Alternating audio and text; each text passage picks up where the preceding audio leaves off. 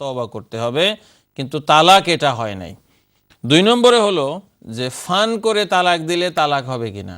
আচ্ছা, এখন যদি ফান করে একজনকে মানে করা হয়, স্টাব করা হয়, সে মরবে নাকি বাঁচবে? মারা যাবে, ঠিক না কথা? এজন্য হানাফি স্কলারদের মতামত হলো যে না, যদি কেউ ঢং করে তালাক দেয় তারপরে তালাক কিন্তু হয়ে যাবে, কারণ ঢং করে মানুষ মারলে তো মানুষ মরেই যায়।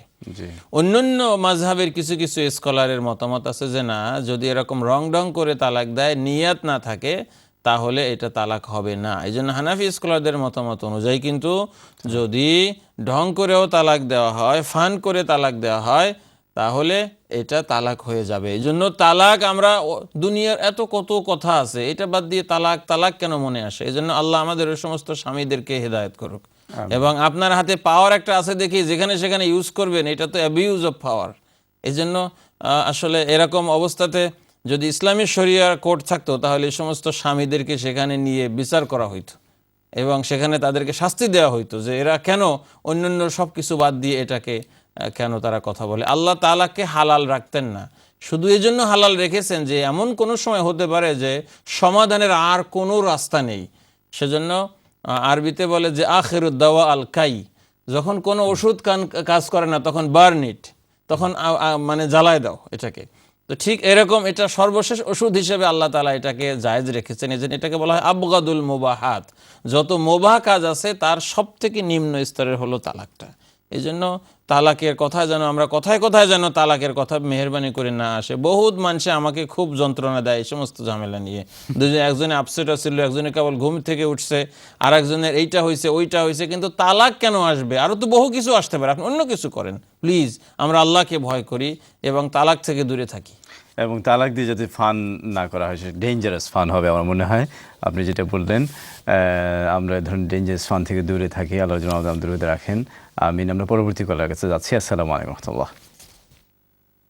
আসসালামু আলাইকুম। আসসালামাইকুম। ওয়ালাইকুম আসসালাম। শেখ উইরা, আমি মাদানী সাবালাকে মারতাম। মাতোকা। What's your name? Rahim. Yes, go on inshallah. What's your question? My question is, I have two names. 2 names. Oh, you want to know the meaning of two names? Yeah. What are the 2 names? The first one is Aryan. Aryan. The second one is Farhan. Farhan. Fahad. Sorry? Fahad.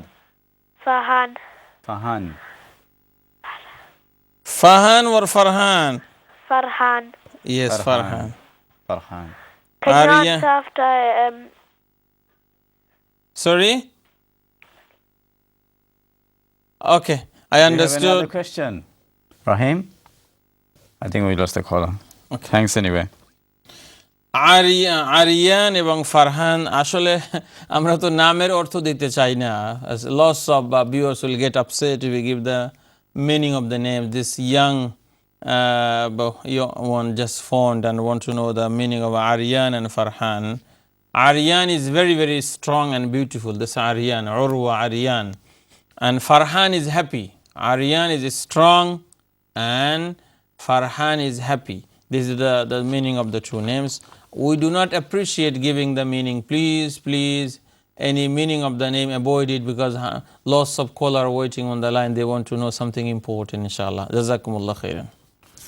অসংখ্য ধন্যবাদ আমাদের কাছে phone করার জন্য রাহিম। Next call আপনাদের। আসসালামু আলাইকুম রহমতুল্লাহ। আসসালামু আলাইকুম। হ্যালো, আসসালামু আলাইকুম। ওয়ালাইকুম আসসালাম। বোন ভালো আছেন? জি, আমি পিস্তল থেকে টেলিফোন করছি, রাহিমা। আচ্ছা আচ্ছা। মাদানী সাহেবের লগে পুরা প্রশ্ন আছে। আপনি মাতুকা তাইন হুনরা? জি, হ্যালো, আসসালামু আলাইকুম। ওয়ালাইকুম আসসালাম ওয়া রাহমাতুল্লাহ। জি, আপনার কি কোশ্চেন বোন? যে আমি জানতাম চাইলাম জোহর নামাজ পড়িয়া নফল নামাজ পড়া যায়নি। জোহরের পরে কোনো নফল আছে কিনা? জি, আর কোনো কোশ্চেন আপনার? আর এখন তো রবিউল আউয়াল মাস। জি, আমরা নফল নামাজ কিলাখান পড়তাম বা কিলাখান পড়লে সওয়াব হইব নাকি হইব? আচ্ছা, জি বুঝছি। ওটা ওকে, আপনি ফোন রাখার বাদে আমি আনসার করি। বিপদ আপদ পড়লে বা মনের মাঝে অশান্তি হলে কোনো দোয়া বা কোনো ইয়েও আছে না? জি, মনে অশান্তি করলে দোয়া আছে কিনা? ধন্যবাদ বোন, ব্রিস্টল থেকে উনি ফোন করেছেন। প্রথম কোশ্চেন হলো যে জোহরের নামাজের পরে কোনো নফল নামাজ পড়া যায় কিনা। জি বোন, জোহরের নামাজ পড়ার পরে নফল নামাজ আপনি পড়তে পারবেন, 2 রাকাত করে বা 4 রাকাত করে নফল নামাজ যতক্ষণ পর্যন্ত আপনি পড়তে চান জোহরের নামাজের পরে আসরের ওয়াক্ত শুরু হওয়ার আগ পর্যন্ত আপনি পড়তে পারবেন, কোনো অসুবিধা নেই। এমনকি আসরের ওয়াক্ত শুরু হলেও তখনও আপনি নফল নামাজ পড়তে পারবেন।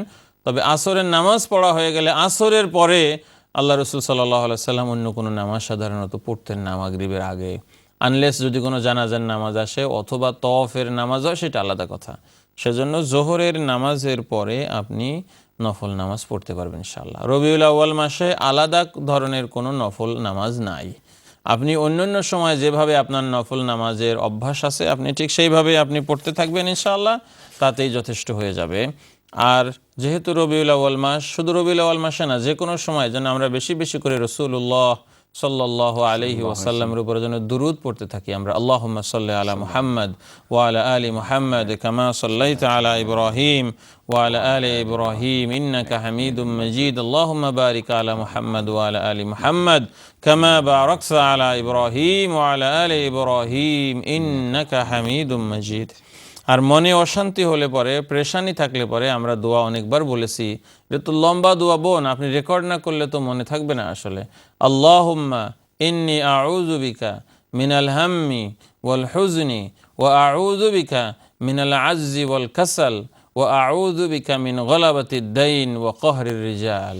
এই দোয়ার কথা আমরা বলে থাকি, আল্লাহুম্মা ইন্নী আউযু বিকা মিনাল হাম্মি ওয়াল হুজনি ওয়া আউযু বিকা মিনাল আজজি ওয়াল কাসাল ওয়া আউযু বিকা মিন গলাবাতিদ দাইন ওয়া কহরির রিজাল। এটা আমরা বলে থাকি। এটা আউযু বিকা দিয়েও বলা যায়, নাউযু বিকা দিয়েও বলা যায়, দুইভাবেই বলা যায়।